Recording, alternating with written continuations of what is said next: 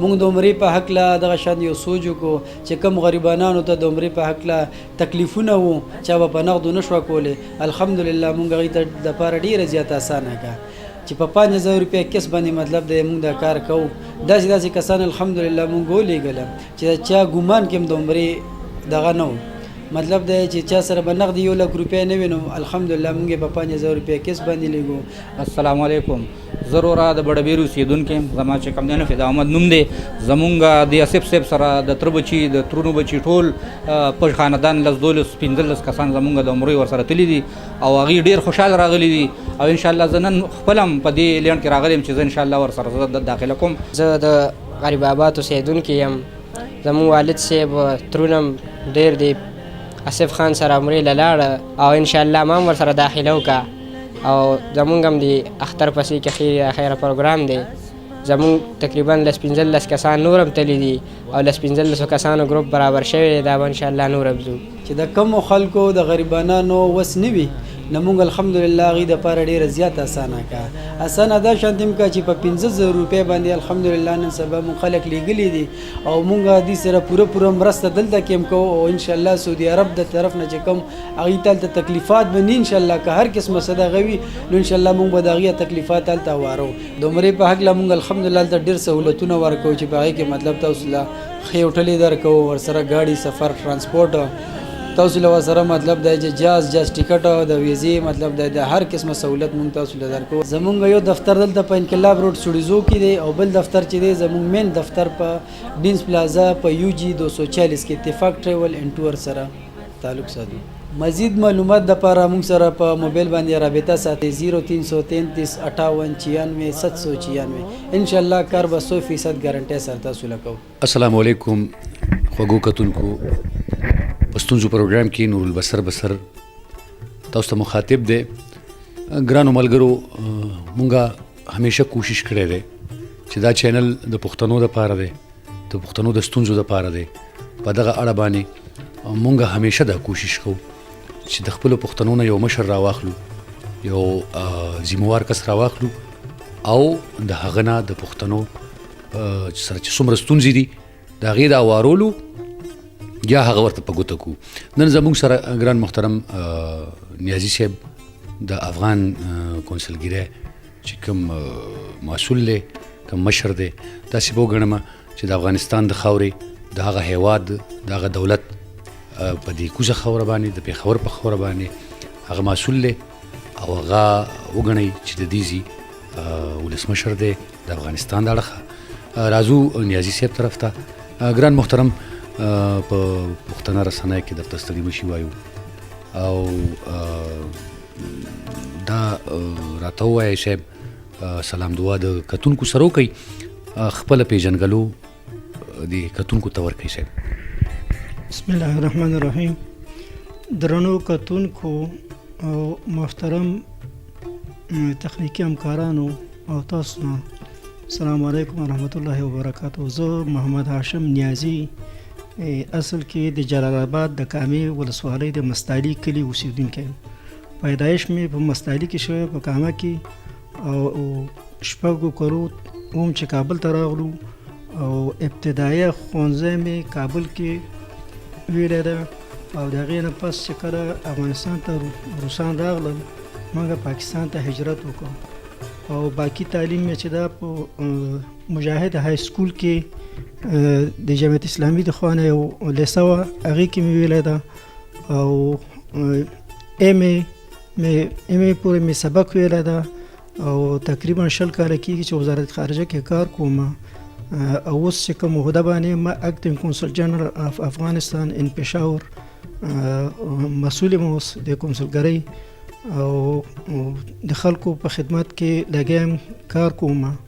اوس د دې لارې نه تاسو ته غواړم چې یو څه معلومات چې کوم خدمات من کړي دي او غواړو راتلونکي کې څه وکړو د هغې متعلق به انشاءالله لږ تفصیل باندې خبرې وکړو. مننه کوم صاحب چې مونږ دا سوال د ډېر وخت نه په دې خپل زړه کې ګرځو چې سفارت سره ستاسو د ډېر وخت نه تعلق دی او په دې کې ستاسو تجربه هم ده څومره چې د سفارتي د لر او بر د پاکستان او د افغانستان ترمنځ چې څومره سفارتي رابطې دي او د دې خپلو کې اړیکې دي د دې د مضبوطولو دپاره تاسو څه اقدام کړی دی یا آینده دپاره څه لرئ؟ کله چې د دوه ملکونو ترمنځ رابطه خرابه شي نو سفارتونه یا سیاسي نمایندګۍ اهم رول ادا کولی شي دا تعلقات بیرته سره جوړ کړي. نو زمونږ هغه پروګرامونه چې کوم کړي دي موږ دا هم کړي دي چې سټوډنټانو ته هغه برابر کړي، داسې فیسیلیټیز برابر کړي چې یاره دې ځنو سټوډنټان لاړ شي افغانستان ته او د افغانستان د دې خواته راشي استادان، لیکوالان، شاعران د دوی یو ډیلیګیشن دې خوا لاړ شي او هغې خوا نه هم همداسې یو ډیلیګیشن راشي ځکه چې دا د کلچر سیکشن کې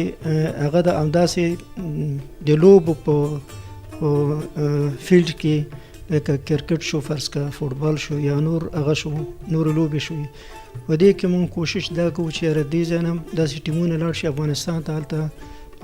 لوبې وکړي او د هغې ځای نه هم داسې ټیمونه راشي دلته لوبې وکړي او همداسې مونږ غواړو چې سیاستدانان چې کوم دي د هغوی نه هم داسې یو ډیلیګیشن جوړ شي چې افغانستان ته لاړ شي او د افغانستان نه هم راشي، همداسې د پارلمنت ممبران هم د هغوی دپاره داسې شرایط مونږ برابرو چې دې ځای نه لاړ شي افغانستان ته او د افغانستان هم داسې ډیلیګیشن راشي. نو دا به کېدای شي چې د دوو ملکونو منځ کې کومې غلط فهمیانې پیدا شوي دي دا ورو ورو سره لرې کړي او دواړو ملکونو سره نږدې کړي. نو دا پر امنه لاره ده ځکه چې په زور باندې نه کېږي چې رابطې جوړې شي، نو د خبرو د لارې نه کېدای شي چې رابطې جوړ شي او همدغسې ډیلیګیشن او هیاتونه سره لاړ شي او راشي او د دوو ملکونو منځ کې بیا خو افغانستان او پاکستان خو داسې دي چې دوی ګډ کلچر لري، ګډ دین ده، ګډ مذهب ده،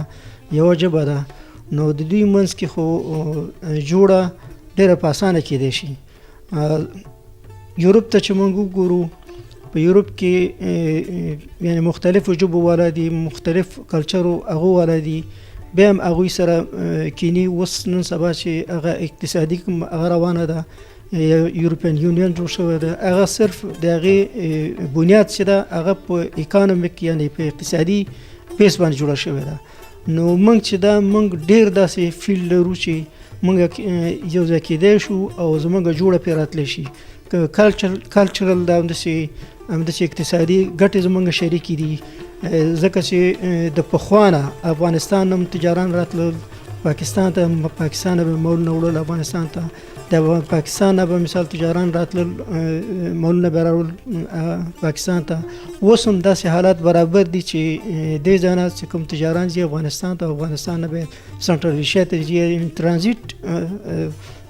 د لارې نه کولی شي چې تجاران لاړ شي او راشي او د مالونه رد و بدل شي. نو دا یعنی ډېرې داسې فیلډونه دي چې موږ کولی شو په ډېره اسانۍ باندې چې دا دوه ملکونو سره نږدې کړو او زموږ دا پروګرام دی چې انشاءالله د تجارانو دپاره هم دغسې سهولتونه برابر کړو او همداسې کومې غلط فهمیانې چې پیدا شوي دي دا هم ورو ورو لرې شي. بیا په دې کې نور خبرې هم شته ده چې یو خبره هغه چې ډېره اهمه او ضروري خبره ده چې د بندیانو مسله ده. بندیان دې خواته هم شته ده، افغاني بندیان د مختلفو جیلونو کې او خواته پاکستاني ورونو بندیان هم شته ده. نو موږ دا کوشش کوو، بار بار ما دا خبره یاده کړې ده، هر ځای کې مې یاده کړې ده چې یاره داسې وشي چې په ډیپلوماټیک هغه کې کوششونو کې موږ داسې وکړو چې دلته موږ ته د بندیانو لیست برابر شي، موږ ته راکول شي او همداسې خپل حکومت ته موږ دا سفارش کوو او دا ورته درخواست او لیټر هم لیږلي دي، مکتوبونه هم لیږلي دي چې کوم پاکستاني ورونه بندیان دي په جیلونو کې د هغوی لیسټونه هم داسې برابر شي او متعلقه سفارت ته کونسلګریانو ته ورکول شي چې موږ دغه لیسټونه هم سره تبادله کړو او دغه خپل بندیان د نږدې نه سره وګورو. دې کې داسې بندیان شته ده چې د هغوی هغه ټایمونه نور پوره دي، خو داسې اوس هغه نشته ده چې یاره وکیلان هلته ورشي مثال د هغې پوښتنه وکړي، هغه سره جدا کړي، ویې ګوري چې یاره د چا چې ټایم پوره شوی دی، یاره ټایم یې لږ ده، هغه قابل دی چې هغه باید رها شي. نو زمونږ کوشش زیات اوس دې طرف ته ده او د تجارت فیلډ کې هم موږ کوشش کوو. بل دا ده چې د کلچر په هغه کې چې د سکالرشپ پاکستان کال په کال د 600 سکالرشپ ورکوي، نو کال کې تقریبا 600 سټوډنټان د افغانستان نه راځي. نو موږ د خپل حکومت نم دا غوښتنه کوو چې همداسې پاکستاني ورونو ته همداسې سکالرشپ او فیسیلیټیز او سهولتونه برابر شي. نو دې سره چې دا غمینه محبت هم زیاتېږي او غلط فهمیان هم ختمېږي او موږ د دې لپاره زیات کوشش کوو، کړي هم دي او کوو هم. صاحب مننه کوم چې کومې خبرې زما په زړه وي هغه تاسو وکړي، خو یوه خبره تاسو وکړه چې د تګ راتګ کومې لارې دي د هغې د هوارولو دپاره یا دغسې د ژوند نورې د تجارت لارې دي او تجارانو لا او دغسې کلتور دپاره یوه ستونزه چې هغه زمونږ د هغه ملګرو سره ده چې کم ملګري د دې ځینه په ټرکونو کې په کرا باندې کم سامانونه وړي او لوښي لرګي وړي یا څه هم وړي تجارت څه سامان وړي هغې ته په پاس خوره کې چې د دې کوزو پښتنو ګیله دغه ده او دا مونږ د دې زړه وخت نه زړه کې ساتلې وه چې دا ګیله ده چې مونږ ته هلته کې چې کوم زمونږ د افغانستان خاوره ده نو په هغې کې مونږ ته ډېرې ستونزې دي او زمونږ چې کوم ټیکسونه دي یا په هغه ځای کې په لارو کې چې کوم زمونږ سره څه کېږي یا په ګمرکو کې کېږي نو هغه ټولې خبرې چې کوم دی هغه د خلکو ته ستونزې دي. په دغه اړه باندې مې لنډ پوی کوي. دې متعلق خو ستونزې دې خوا ته هم ډېرې دي او هغه خوا ته هم څه ستونزې شته. دې خوا ته کومې ستونزې چې دي هغه داسې نه ده چې موږ یې وایو او دا نه وي، شته دی. د دې ځای کوم مشران چې دي هغوی هم دا خبره منلې ده چې دې خوا ته هم مشکلات شته ده او هغه خوا ته هم شته ده، خو د دې مشکلاتو د لرې کولو لپاره کوششونه روان کړي دي. انشاءالله چې دا به لږ وخت اخلي چې دا مشکلات کم شي او ختم شي. نیازي صاحب مننه کومه که دغه مشکلات ختم شي نو تجارت به ډېر ښه شي، پاس خاورې ته به هم ډېره چې کوم دی مالي هغه وده به وشي او په کاروبارونو کې به وده وشي. سوشل میډیا زما دا سوال اخیری چې سوشل بیا به ستاسو نه پیغام اخلو چې سوشل میډیا پاس خوره کې یا کوزه خوره کې چې څومره دا نو نن سبا سوشل میډیا د الکترونیک میډیا په بدل باندې چې په ټلویزیون باندې اوس هغه خلک هغه مینه نه کوي او سوشل میډیا هر چا سره په غېږ کې ده او په جیب کې ده. په هغې کې چې کوم غلط تربیت روان دی هم پاس هم کوزه او پښتانه دي دواړه طرفیزه کرکې دي په منځ کې دا چې څوک خورئ د دې د مخنیوي دپاره د ستاسو د طرف چې کوم دغه دی یا د کوز طرف خلکو چې کوم دغه دی موږ د دې نه هم غوښتنه کړې ده او د تاسو نه هم دغه غوښتنه کوو چې په دغه باندې به تاسو څه حفاظتي اقدامات څه نظر لرئ؟ یو خو حکومتي اقدامات دي چې دا د دواړو حکومتونو دا ذمهواري جوړیږي چې په سوشل میډیا کې که دې خوا ده که ها خوا ده حکومتونه دې ته یو خاص توجه وکړي. هغه خلک چې د دواړو ملکونو ترمنځ نفرتونه خپروي یا داسې پروپاګنډې کوي چې نفرتونه زیاتیږي، ګیلې ګزارې زیاتیږي یا بې باوریانې پیدا کیږي، دغسې خلک په نښه کي او دا خلک ونیسي او دوی ته سزا ورکړي د قانون مطابق باندې. او بل حکومت په دې کې چې لږ هغه وشي دواړو خواونه چې اخلاقي طور باندې خلک باید دې ته آماده شي چې نیگیټیو پوینټ خبرې باید هیڅ خورې نشي، ځکه چې دا د اسلام د نګاه نه حرام کار ده. لکه څنګه چې په اسلام ویلي دي چې تاسو چې کله یو فاسق انسان راشي او خبر درته راوړي نو تاسو دغه شي تحقیق کوئ. د عامو خلکو نه هم د عامو خلکو توجه دې ته راړول غواړم چې کله په سوشل میډیا کې داسې نیگیټیو پوینټ ګورئ نو د قرآن کریم د آیات مطابق باندې چې یو فاسق یا بدکار انسان غلطه خبره کوي تاسو د هغې تحقیق وکړئ نو زر باور پرې مه کوئ، هغه د هغې تحقیق کوئ او بل دا د هغې حوصله شکني کوئ. په خپل کمنټ کې دوباره دا لیکئ چې یاره دا خبرې هم حرام دي هم ګناه لري او هم چې دا خبرې دروغ دي. چې څوک چې د نیگیټیو پوینټونه خپروي یا مطلب منفي سوچ او فکر خپروي د هغوی به حوصله شکني وشي او کم خلک چې ښې خبرې خپرې، د ورورولۍ خبرې خپرې، د دواړو ملکونو تر منځ دا کوم مشکلات کمې خبرې دي د دې د حل او د دې د ختمېدو طرفدار دي او د دې ختمېدل غواړي. هغه خلک باید موټیویټ شي، هغوی باید تشویق شي، هغوی سره باید مرسته وشي. او کوم کسان چې نیګیټیو پوینټونه خپروي، منفي خبرې خپروي، هغه باید حکومتونه هم نشان په نښه کړي او د هغوی حوصله شکني وکړي او سزا هم ورته ورکړي. او ولس ته هم دا پکار ده چې دغسې خلکو ته چې دا ډېره توجه ونه کړي، صرف خپل تحقیق په حد کې هغه پاتې شي، ځان دغه خبره معلومه کړي چې دا خبره کوم ځای پورې حقیقت لري، کوم ځای پورې نه لري. دا به بیا کټ کې دا زما ټوخی. ګرانو کتونکو، څنګه چې تاسو د هاشم نیازي صاحب نه کمې خبرې واورېدې، نږدې ده چې موږ په پښتون نړۍ کې په هر ځای کې چې د سوشل میډیا ملګري دي، چا چې چینل یې جوړې کړي دي، د هغه خلکو خوا لځو، هغه خلکو سره کینو چې په یو اتحاد په یو اتفاق باندې سره کینو، او چرته چې د دواړو ملکو ترمنځ کم نفرتونه یا کمې خبرې خورول دي د هغې مخنیوي وکړو. موږ ټول یو پښتانه یو، موږ به باید که په پاکستان کې یو که په افغانستان کې یو، موږ رونه یو، موږ نه څوک مذهب نشي اخیستی او موږ نه څوک پښتونولي نشي اخیستی. صاحب اخیري څه پیغام، داسې لنډ پیغام چې کتونکي پې پوه شي، داسې څه پیغام ورکوئ د پښتنو دپاره؟ زما لنډ پیغام خو دا ده چې یو مې حکومتونو ته دا پیغام دی چې حکومتونو دې کوشش دا وکړي چې د امن طرف ته، د صلح طرف ته خپل کوششونه جاري وساتي او د اقتصاد د تقویې دپاره، د کاروبار او تجارت دپاره، د دې د مخکې وړلو دپاره دواړه ملکونه سره لاس یو کړي او دې دپاره کوششونه وکړي. ځکه چې تجارت او ګټه چې کله شریکه شي، دې سره مینه محبت هم پیدا کېږي، نفرتونه هم ختمیږي او عام خلک به هم ارام وي. او بل موږ ته پکار دا ده چې عام خلک هم او حکومت نه مې دا غوښتنه ده چې موږ باید په کاروباري ماحول کې د یو بل سره لکه کمپټیشن وکړو، یو بل سره لکه وړاندېوالی وکړو، نو دې سره مینه محبت هم زیاتېږي او غلطفهمیان هم ختمیږي او کوم دغه اوس چې کوم مشکلات جنګونه ختمیږي، دې سره مینه محبت پیدا کېږي. ځکه چې ګټه چې شریکه شي بیا هغه نفرتونه هم ختمیږي.